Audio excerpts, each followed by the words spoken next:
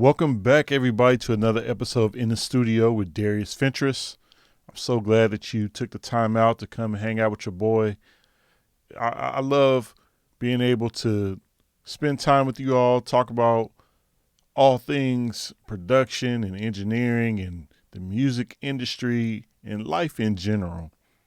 And so I'm just thankful again for you guys taking the time out to join me. If you have not subscribed to this channel yet, please do so. Click that subscribe button and hit that notification bell so you could be up to date on everything that I put out. And today, guys, it's going to be a solo pod. I just had some things in my mind I wanted to put out there and talk about reflection. Actually, I was sitting around talking with my wife about just being grateful for where God has brought us, being grateful for all of the different things and life experiences that I've had over my career, my whole life really.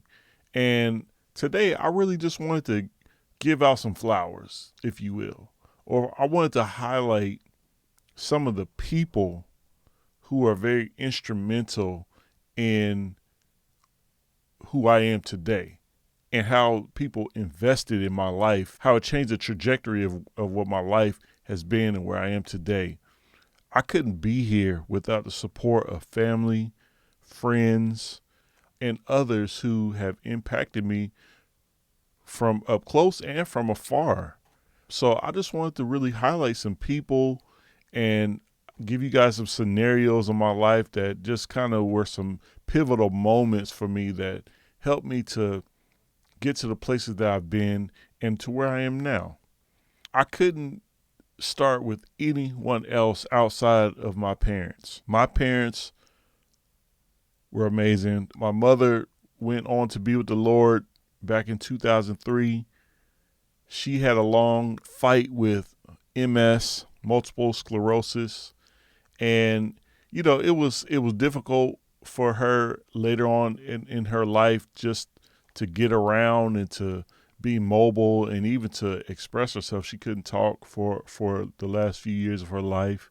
But the time that my mother, Gail, Lynn, Staten, Lawrence, the time that she put in was so invaluable to me and my family, my brothers.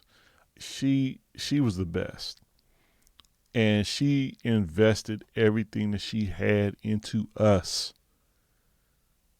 Everything. She was, even in her limited physical state, she was a powerhouse. And she did everything that she could to make sure that her boys were going to be successful in life. And shout out to my dad, Tim Lawrence, who took care of my mom and took care of us and invested in us. I wouldn't be here today without him. So my parents, very instrumental. And, funny story, just growing up, we grew up in a very musical family. I mean, all of our family on both sides had musical roots. And my dad, he's a musician. He plays several instruments, piano, keyboards, and I believe he started out maybe on some wind instruments as well. He sings, and all of his family, they singers, musicians, and whatnot. And on my mom's side, of course, very musical singers, musicians, some famous, notable singers as well. My mom's brother is Keith Staten of Commission, and of course, my uncle Fred Hammond as well. So we've been around music my whole life. So, yeah, my parents were very instrumental in investing in me. So we grew up, in church and, very pretty strict religious atmosphere.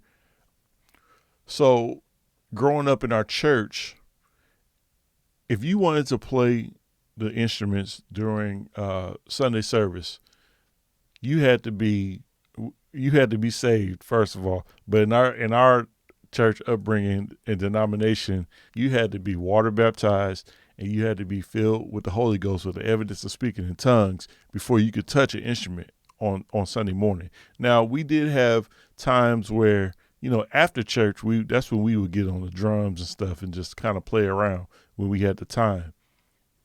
But I couldn't like actually play in a service until I met all the qualifications.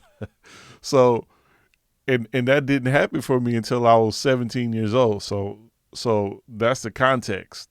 But to fill in all that time, I played at school. I was very instrumental in band, all types of band, from concert band to jazz band to marching band, playing with the school choirs.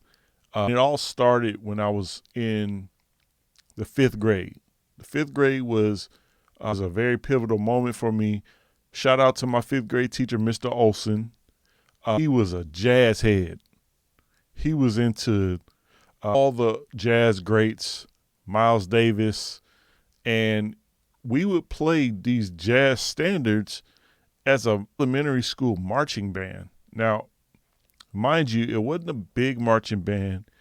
It was, in fact, we had to carry the bass drum on a cart, like one of those open like X carts, X stand carts with the wheels.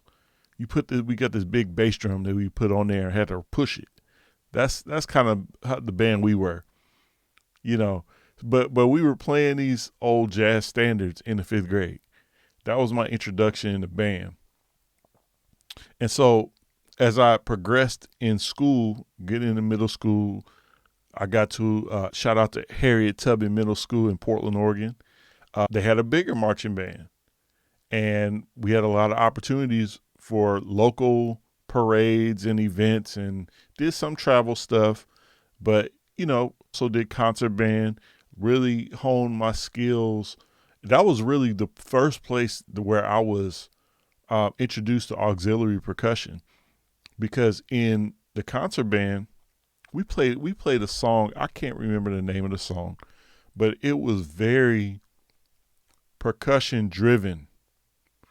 And so I was assigned to a lot of different instruments, because my skill set was pretty good. Even coming in the sixth grade, they put me like right at like snare drum, playing even above some eighth graders. Yeah, I was introduced to a lot of auxiliary percussion. So that was really like the seed, one of the seeds I would say that grew in me to want to have that love for auxiliary percussion. Middle school was a great training ground for me to learn and grow more. It was the first opportunity that I had a private instructor who would come in. Shout out to Mr. Wiggins.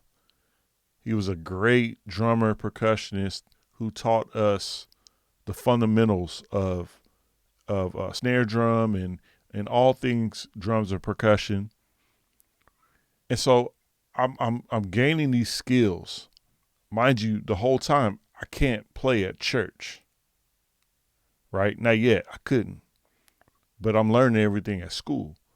So by the time I get to high school, this is where I really grow. At my high school, at Thomas Jefferson High School in Portland, Oregon, shout out, go Demos. We were one of the best performing arts schools in the country, I believe. Our dance and like African dance and ballet, they were famous. They travel all over the world. And the band as well. We traveled and participated in competitions all over the Northwest and the Southwest, and it was just so cool to be a part of such a school like that. It almost puts you in the mind of like Fame. I don't know if y'all remember that show back in the 80s, in the movie Fame, performing arts school, very artsy. So you can imagine like that was my life for 4 years. It was almost like going to like a Berkeley. Really, it was like that, but in high school. So that was the opportunity that I had in high school. Also had another instructor. Every section had a professional, a musician that was like a mentor. So for 4 years, I was mentored by the best, including Israel Ano. He's my sensei, if you will. He taught me everything that he could teach me. He took me under his wing and just poured into me for 4 years. And I am the player I am because of him. So, but I was exposed to so much when I got to high school, or really dove into the world of jazz fusion. That's when I learned about Weather Report and Herbie Hancock and Chick Corea and the Brecker Brothers. So much more. The Crusaders. We were playing some great music, and so I'm gaining all of these skills and getting this knowledge of great music, learning how to apply that, playing drum set and percussion, congas, bongos, and some timbali work in high school, but mainly congas. In fact, when I got to jazz band my first day of my freshman year, the drummer line was long and the drummers were good too. So I asked the teacher, hey, do you guys have any congas around here? And sure enough, they had this old set of LP congas that were just dusty, put up in a closet somewhere that hadn't been used in years. And I pulled them out, and the rest is history. That put me on a trajectory to where my career took off because of that. So just having a great time throughout my 4 years in high school. Now, mind you, still not playing at church. So my parents didn't even really know how good I was. Cause, as much as I would love to say I was at home practicing a lot, that just being able to like beat on drums and all this stuff at the house just wasn't where it was at. Now at one point I do believe we had a drum set at home. We had some instruments at home, but I don't know. We just didn't do that at home a lot. So my haven to practice was at school, which was accessible to me. So my parents had no idea how good I was until they came to a jazz band concert. I can't remember which year. I had to have been either a sophomore or junior because of what happens after this. I'll tell you guys. So we have this concert and the jazz band is performing and I'm being featured. I believe I have a solo on drum set, and I think I took a solo on congas as well on another song that night. My parents came to this concert and they were blown away. They had no idea that I was as good as I was. So they decided that the Christmas that was coming, they were going to invest in me.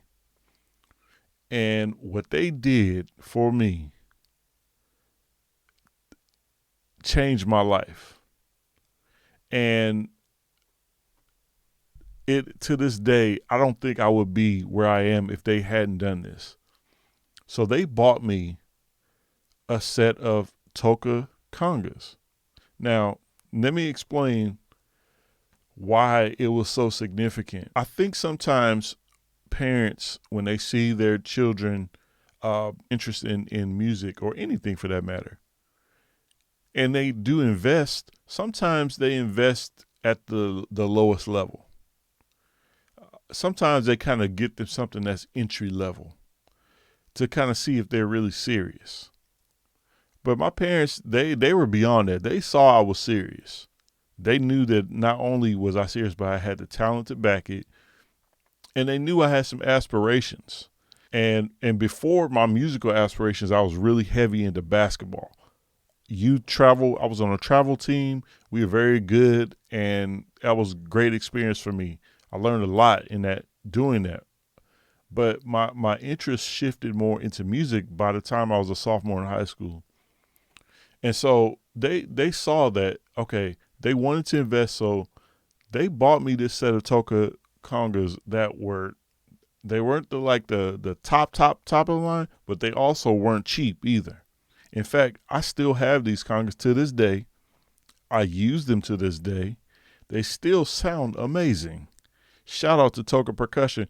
And this is the cool part. It was prophetic because I ended up signing with Toka Percussion some years later. But my first set ever was Toka Percussion congas. I couldn't have written that script better. It's just, it was, like I said, it was prophetic. And they sowed into me.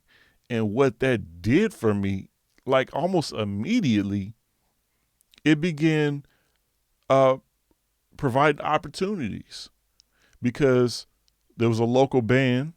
Shout out to In Touch, Eldon Jones, Anthony Jones, Chris Turner, everybody from In Touch.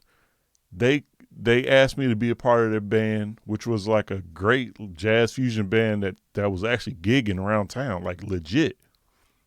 And I'm a 16-year-old kid jumping in with these guys. And again, it was another thing that it was like levels. So I'm so thankful for my parents for investing in me, for really taking the time to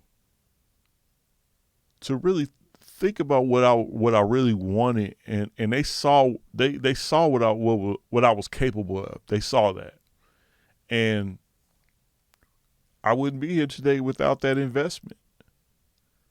That investment changed my life because if you guys watch the Fred Hammond live in Las Vegas Purpose by Design concert, those congas that I'm playing, those are the ones that my parents invested in me. So they got a chance to see their investment in use on a very high level. That doesn't happen a lot, but I'm so grateful. I'm so grateful. And so, yeah, my parents, are the anchors of the people who took the time to invest in me.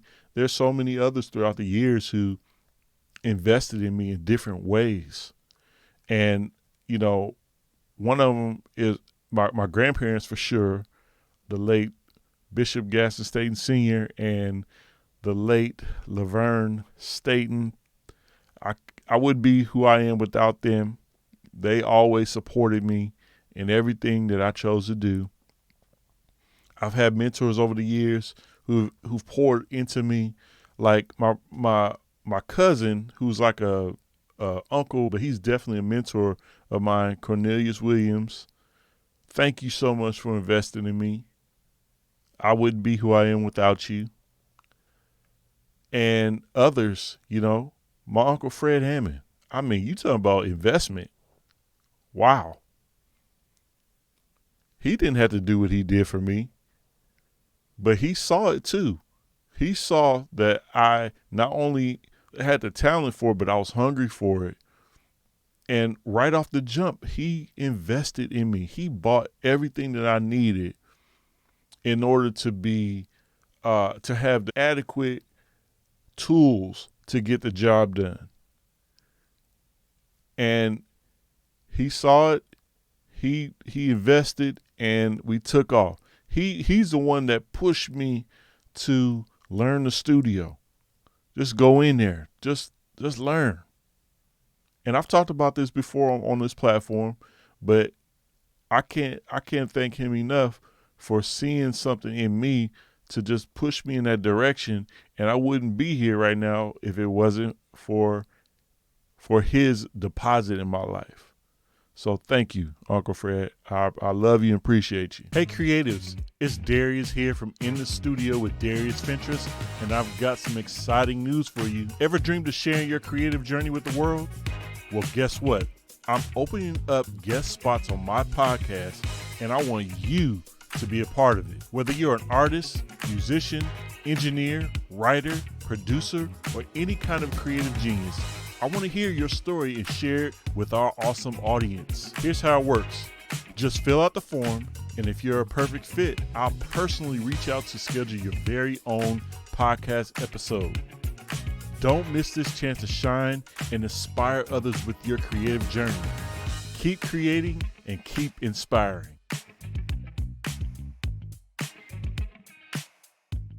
There's so many others in my life that have done that for me.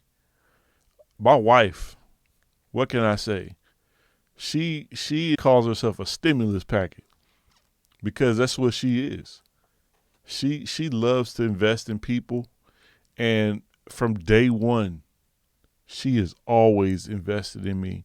If she saw me in fact, I looked at some congers one time. We were out at a NAMM show one year, and Toka had just came out with this new set of Sahara Gold finished congers. They were beautiful, and I was in love.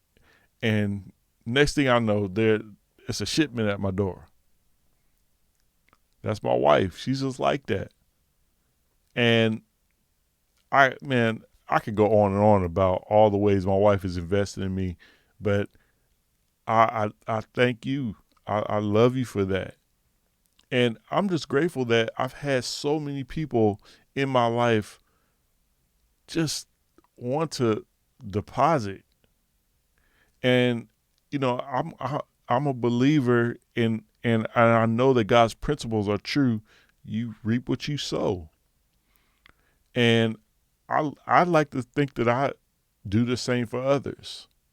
As much as I receive, I want to give, and I want to see other people win. So when the situations present themselves, I'm going to sow, and I'm going to deposit whatever I can into whoever is in my life, and for whatever the need is. And I think we all should be like that, especially as creatives. We've all had to get to where we are, and we could not have done it by ourselves. There's no way that we could take credit for everything. So my challenge to anyone listening, anyone watching, is to just take some reflections. Take some inventory of your life, and start thinking about the people that has deposited into you. Take inventory of that, and go a step further. If it's possible, reach out to those people. Let them know how much you appreciate what they did for you. And then take it a step further and do the same for somebody else. We have to do that. Our gifts that God has given us, our natural gifts and talents that He's given us, are not for us. They're for us to bless other people. In any way that we can do that, we need to do it. Because this generation, really, this up and coming generation of creatives, like, they need that mentorship and that push and that belief.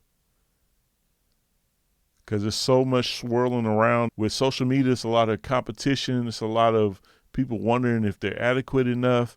But man, I know that when somebody believes in me, I can run through walls for them. And it doesn't take much. You just got to be honed in to what the need really is. And God will He'll put them in your pathway too. He will. In my career, the way that I make money, I'm an audio engineer. I'm a mix engineer primarily. Sometimes God tells me to sow. That's not all the time. But sometimes God tells me, I want you to sow that. Don't charge it. And for whatever reason that He wants me to do that, that's up to Him. But I want to be obedient, and it never fails. God is always good on His promises. What you reap, you will sow. So find ways to be a blessing to people, and take the time to really think about the people that have invested in you. Go and thank them for it. And if you can't, if they're not with us anymore, find ways to honor them. But yeah, y'all, that was what's on my mind today. Again, there's so many more people that I could have listed as, mentors and people who have made investments in me. And I'm gonna think about it some more too, because I'm sure some that have made deposits that were just like one-time deposits. But I'm grateful for all of them. And y'all, just again, let's go out here and let's just be the best that we can be, the best people that we can be. Let's treat people right, and let's do good work. Whatever it is that you do, whatever it is that you're good at, just be excellent at it. And that's just put maximum effort and being who you are 100%. So I love y'all. I thank y'all for spending time. Again, if you haven't subscribed to this channel yet, please do so. Hit that subscribe button and click that notification bell so you could be up to date on everything that I put out. And I'm looking forward to bringing some more guests on soon. And in the meantime, y'all, be blessed. Peace.